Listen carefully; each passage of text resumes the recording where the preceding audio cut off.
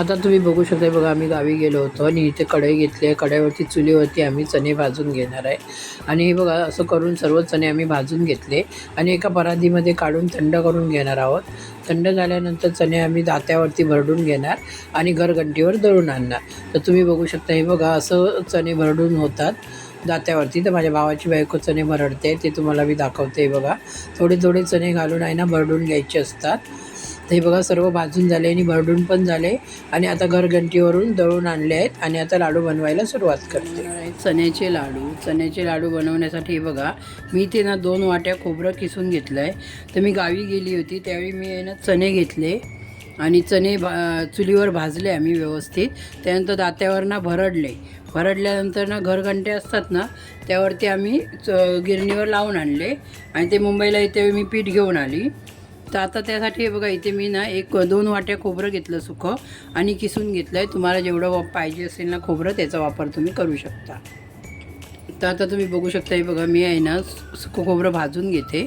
जास्त आपल्याला करपवायचं नाही, थोडं परतून घ्यायचं आहे. हे लाडू आहे ना माझ्या मुलांना किंवा मला पण खूप आवडतात चण्याचे लाडू.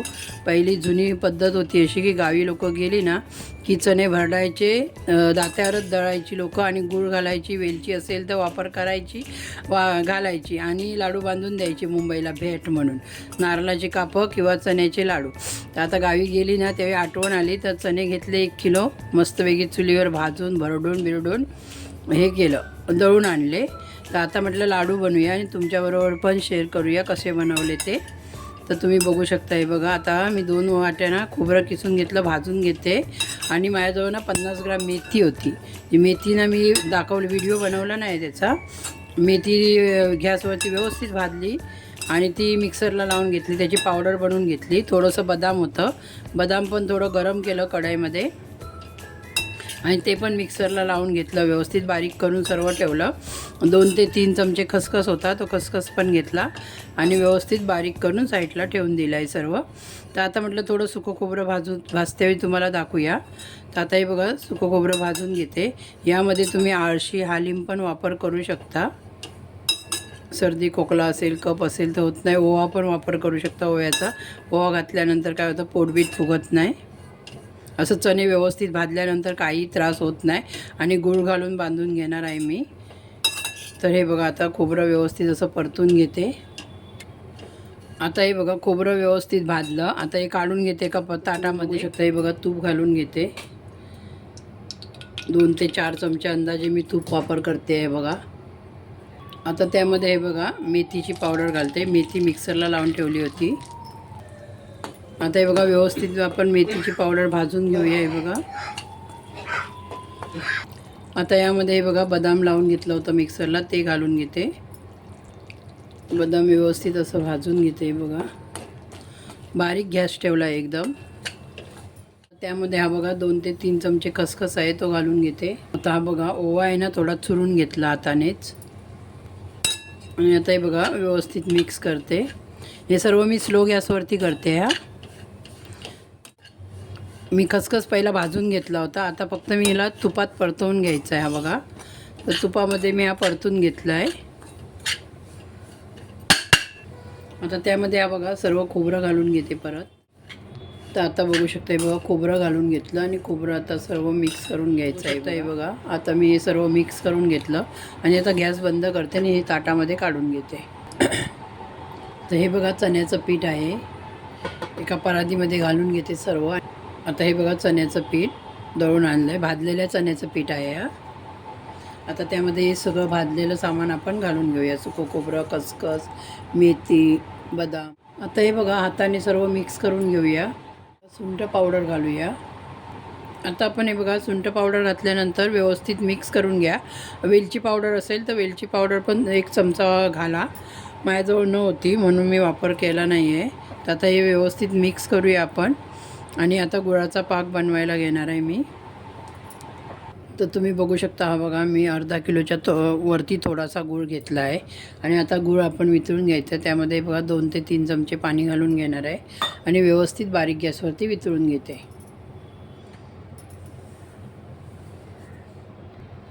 तर आता बघू शकता बघा गूळ वितळतो आहे तर अजून थोडा वितळून दे. स्लो गॅसवरतीच आपल्याला वितळायचा आहे. फास्ट गॅस केलात ना तर तो कडक होईल पाक आणि लाडू पण कडक होतील. म्हणून हा बघा मी एकदम स्लो गॅसवरती वितळते आहे गूळ. तर यामध्ये बघा मी 2 ते 3 चमचे आहे ना तूप घालून घेते आहे बघा. तूप 2 ते 3 चमचे घालायचं.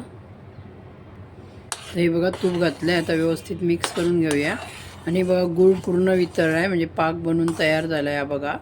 आता हा पाक आहे ना त्या पिठामध्ये ओतून घेते चण्याच्या आणि लाडू बांधवायला सुरुवात करूया. जरा गरम थोडं थंड करणार आणि मग तुम्हाला दाखवते लाडू बांधायचे. ते ओतत्यावेळी दाखवते आणि मिक्स करून घेते व्यवस्थित. आता हे बघा सर्व ओतून घेते पाक. आणि हे बघा व्यवस्थित मिक्स करूया. आता हे बघा व्यवस्थित मिक्स करूया. हे बघा. तर हे बघा सर्व असं मिक्स करून आहे ना मी लाडू बांधायला सुरुवात केली. गरम होतं म्हणून तुम्हाला दाखवले नाही. तर हे सर्व लाडू बांधून झाले आहेत. आता एवढं उरलं आहे. तर हे बघा थोडंसं गरम करायचं, परत थंड झालं तर गरम गरम लाडू बांधावे लागतात. नाही तर हे बघा असं ना सुकले की येत नाही बरोबर. तर तुम्ही बघू शकता बघा छानपैकी असे लाडू बनवून तयार होतात. तर सर्व बांधून झाल्यावर तुम्हाला दाखवते. आता तुम्ही बघू शकता हे बघा लाडू बनवून तयार झाले आहेत. आणि हे पूर्ण मी व्हिडिओ तुमच्याबरोबर शेअर करेन, कसे बनवले, कसे भाजले वगैरे ते.